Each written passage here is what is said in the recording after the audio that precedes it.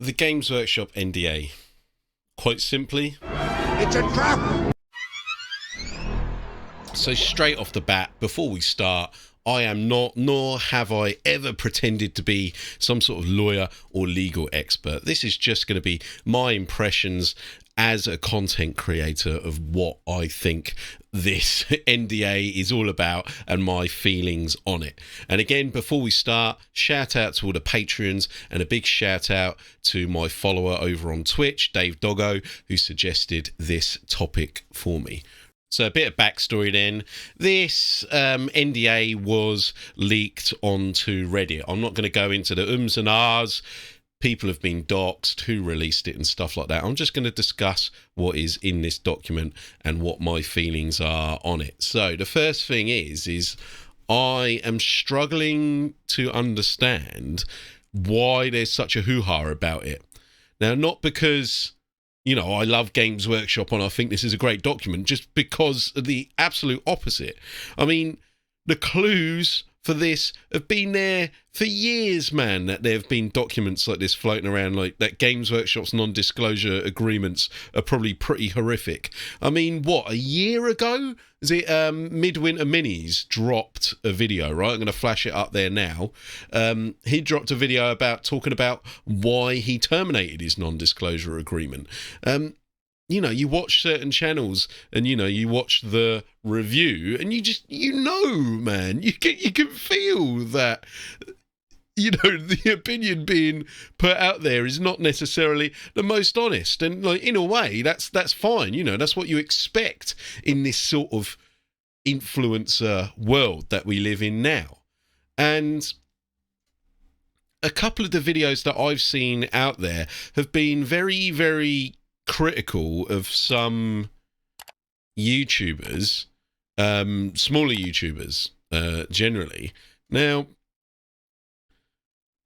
I just want to take a few minutes to think about that, because, you know, you got to remember that for a lot of these people, maybe they're not as old as myself, 37 years old, maybe they're not as wise in the ways of the world, but some of these people, you know, they've been given what they see as a golden ticket.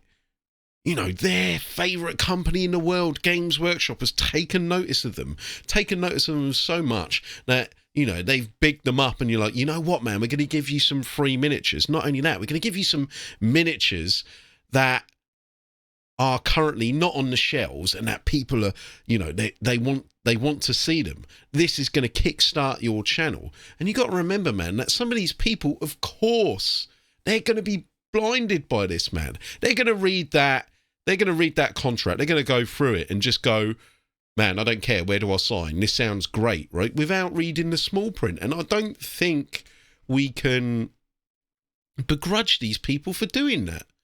Living their dream, wanting to live their dream.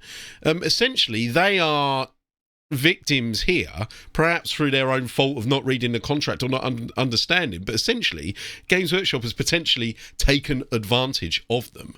So I think we should think about it less as in, you know, it's this individual YouTuber's fault or that individual YouTuber's fault. You can't trust them, blah, blah, blah, blah, blah. Their reviews are rubbish because they've signed this. I mean, their hands are tied and maybe they didn't realise what they were doing. So let's just have a look at some of the ins and outs of this NDA for people who haven't checked it out. So I've got it up on Paint here. So the first thing that screams out to you, man, is like, this thing is like the period of 36 months from and including the date of the last disclosure of confidential information. From and including the date. So I've heard, and I've had I've taken some time to do a little bit of research, right? Some people on, you know, who have got a much better grasp of lawyer English than I do have said that actually this is potentially an endless clause in the contract, right? Which is just crazy. I mean, I wouldn't have noticed that. You know, if, you know, being a layman, I wouldn't have picked up on that. But I mean, even so, 36 months, you know, to not discuss it and stuff is just an insane amount of time, don't you think? you know, another point that people are getting uppity about, right, is 4.17, is it? At any time during the term, if the blah blah blah does it says anything which may be harmful to the reputation of GW Games Workshop, right? I mean, I don't know why this surprises anyone, man, with the way that GW behaves. You know, this could be taken in a few different ways, right? I mean, could it be that somebody does something, you know, politically or something like that they don't agree with, that they can wash their hands of them? But I would take that more as a sort of scare tactic for the YouTuber or for the influencer. Like, you know, do not dare say anything overly critical about our product. And again, I mean, I'm not surprised to see that in there, to be honest. Something I was a little bit surprised about was the non-compete, non-solicitation.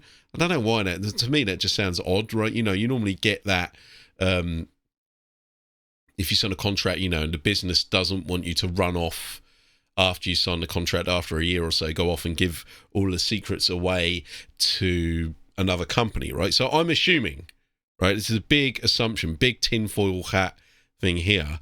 It might have something to do with Mr. Two thin coats. There's something that I think is completely insane about this contract is this clause here, like 6, right? Now, the way that I read this, right, I'm going to spare reading it to you. I mean, you've got eyes, right? You can read. Is this, or is this not, Games Workshop saying, we're going to sue you, mate, and you are going to pay us for the pleasure of being sued? Correct me if I'm wrong. Is that what that's saying? Let me know in the comments, right? So let's kind of wrap this up in a sort of horrific analogy, right? So essentially what this is almost a Games Workshop's Me Too moment, right? So we've got poor little influencer, maybe someone like me, right? Poor little influencer thinks that this is their big shot, man. This is going to be their big shot, their big time, mate. They're going to get hundreds of thousands of subscribers. Speaking of which, if you want to help me hit the 1,000, why not hit the sub right now? But yeah, so they think they're going to hit hundreds of thousands of subscribers when they sign this deal. This is their golden ticket. When in reality, it is just Games Workshop bending them over for 36 months potentially, building a basement that they can't escape from. And not only that,